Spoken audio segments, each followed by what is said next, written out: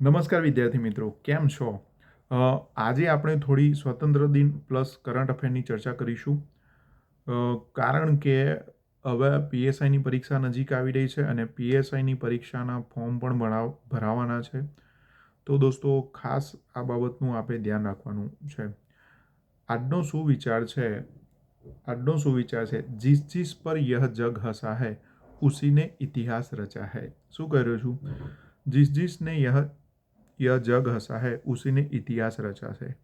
એટલે કે કંઈ પણ કામ કરી રહ્યા છો, ઘણા બધા એમ કહે છે તારાથી પીએસઆઈ નહીં થાય. એ બધાથી આપણે દૂર રહેવાનું છે અને તમે તમારા પ્રયત્નો ઉપર જ કહેવાય કે ફોકસ કરીને સફળતા મેળવવાની છે. એટલે ખાસ તમને વાત કરું તો કે દોસ્તો, એના માટે કહેવાય કે તમારે કોઈનું સાંભળવાનું નથી. કેમ નથી સાંભળવાનું? તો એના પર એક નાનકડી વાર્તા કહી દઉં કે ભાઈ 10 દેડકા હતા. શું કરું છું? 10 દેડકા હતા. 10 દેડકા હતા, એમાંથી દોસ્તો કહેવાય કે 10માંથી 2 દેડકા 10 દેડકા પર્વત ઉપર ચડવા માટે પ્રયત્ન કરી રહ્યો છે. પર્વતની હાઇટ ઊંચી છે. એક કહે છે મારાથી નહીં થાય, આ તો બહુ ઊંચું છે, આના માટે સમય જોઈએ, આના માટે હું નહીં કરું, મને કોણ હેલ્પ કરશે ત્યારે થશે. ત્યારે 10 દેડકામાંથી ખાલી 2 દેડકા ઉપર ચડી ગયા ને પછી ખબર પડી કે એ બંને બહેરા હતા. શું હતું? બહેરા હતા. એટલે બસ સ્પર્ધાત્મક પરીક્ષાનું પણ આવું જ કેટલુંક છે કે કોઈનું તમારે સાંભળવાનું નથી અને તમને ચોક્કસ સફળતા મળી શકે છે.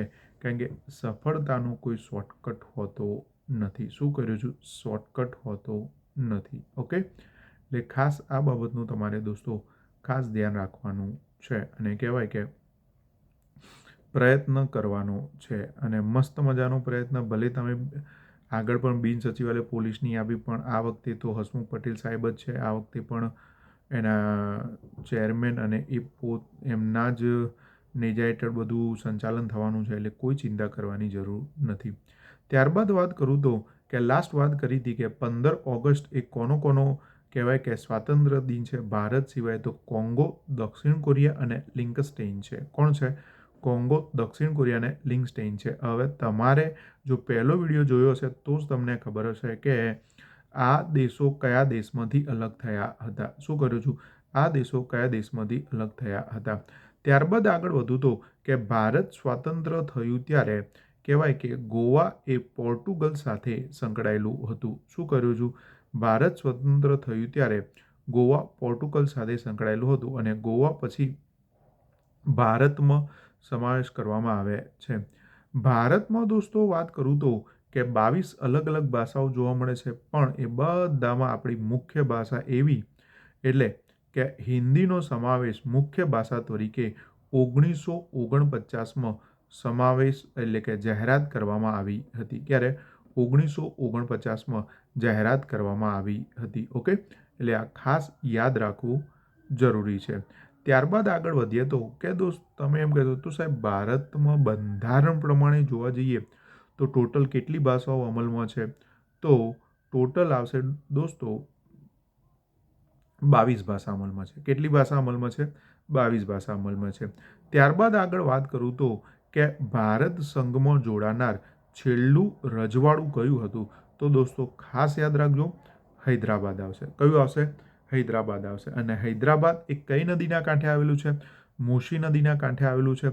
અને હૈદરાબાદને ભારતમાં ભેગું કરવા માટે ખૂબ જ મહત્વનો ને અગત્યનો ભાગ ભજવ્યો હોય તો વન એન્ડ ઓનલી કોણ હતા? તો સરદાર વલ્લભભાઈ પટેલ હતા. કોણ હતા?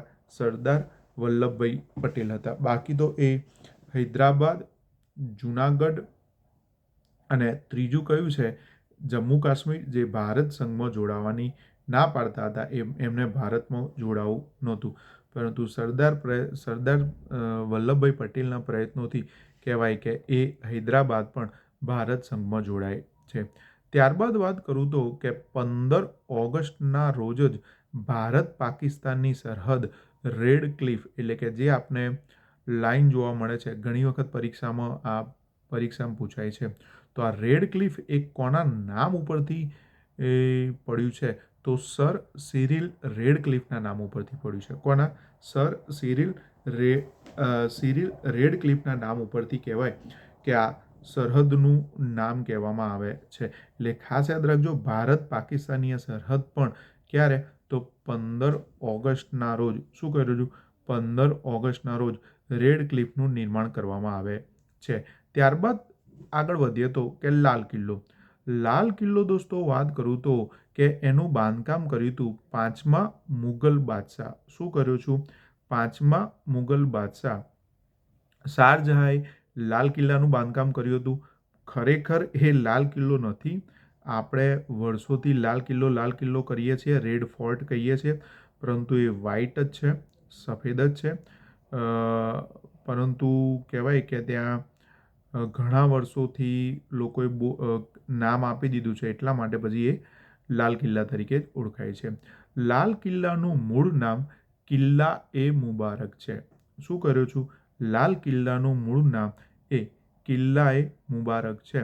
અને ઘણી વખત એને મુગલો કયા નામે ઓળખતા હતા, તો મુબારક કિલ્લા તરીકે ઓળખતા હતા. કયા, મુબારક કિલ્લા તરીકે ઓળખતા હતા. અને લાલ કિલ્લાથી કહેવાય કે દર વર્ષે ભારતના જે પણ વડાપ્રધાન હોય એ 15 ઓગસ્ટના રોજ ત્યાંથી એમનું ભાષણ આપે છે. શું છે, એમનું ભાષણ આપે છે. તો બીજો પ્રશ્ન અહીંયા એ બનશે કે લાલ કિલ્લાને વર્લ્ડ હેરિટેજમાં સ્થાન ક્યારે આપવામાં આવ્યું હતું. તો દોસ્તો ખાસ યાદ રાખવું રહ્યું કે લાલ કિલ્લાને વર્લ્ડ હેરિટેજમાં સ્થાન 2007માં આપવામાં આવ્યું હતું. ક્યારે, 2007માં આપવામાં આવ્યું હતું. ફરીથી કહી રહ્યો છું, બાંધકામ કોને કર્યું હતું, 5મા મુગલ બાદશાહ શાહજહાંએ કર્યું હતું. કયા નામે ઓળખાય છે, કિલ્લા એ મુબારક. કયો, કિલ્લા એ મુબારક તરીકે ઓળખાય છે. અને મુગલો કયા નામે ઓળખાવતા હતા, તો મુબારક કિલ્લા તરીકે ઓળખાવતા હતા. કયા, મુબારક કિલ્લા તરીકે ઓળખાવતા હતા. હવે આના પરથી બીજો પ્રશ્ન એ બને કે ગુજરાતમાં શું કર્યું છે, ગુજરાતમાં દોસ્તો કુલ કેટલી સાઇટો વર્લ્ડ હેરિટેજમાં છે અને કયા કયા વર્ષે આ જાહેરાત કરવામાં આવી હતી. શું છે, કુલ કેટલી સાઇટો વર્લ્ડ હેરિટેજમાં છે અને કયા વર્ષે જાહેરાત કરવામાં આવી હતી, એ ખાસ તમારે મને દોસ્તો કોમેન્ટ કરીને જણાવવાનું છે. ઓકે, તો આ કેટલીક જાણી અજાણી વાતો હતી જે તમને આવનારી પરીક્ષા માટે ખૂબ જ ઉપયોગી થઈ શકે છે. ત્યારબાદ આગળ વધીએ તો કરંટ અફેર.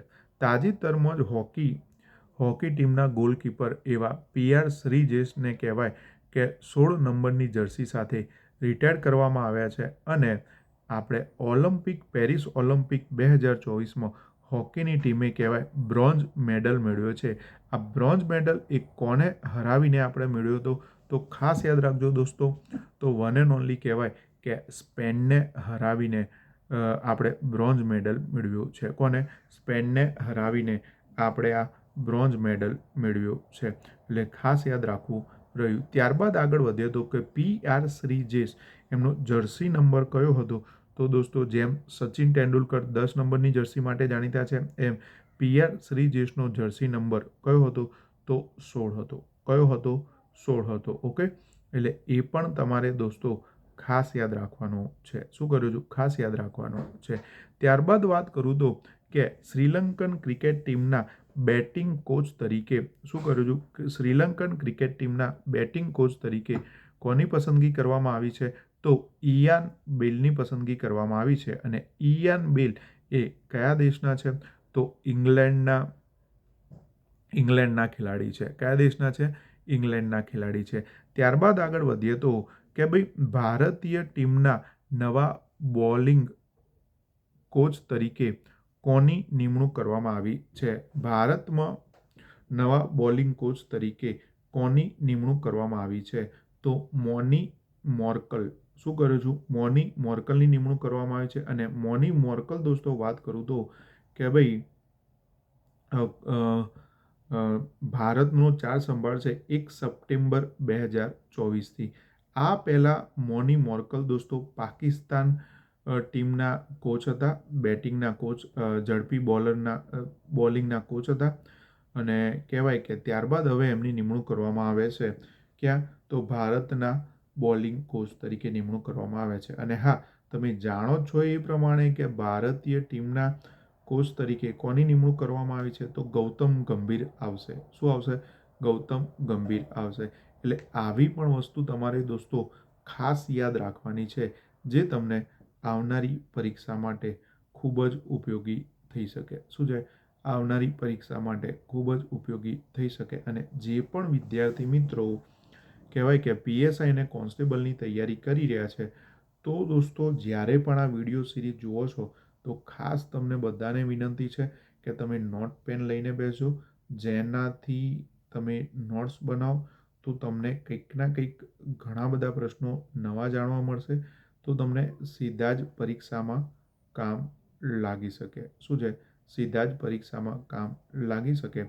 તો બીજા વિડીયો લેક્ચર સિરીઝ માટે જોડાયેલા રહો. કરંટ અફેર બાય ઉર્વેશ પટેલની ચેનલ. ત્યાં સુધી રજા લઉં છું. જય હિન્દ, જય ભારત.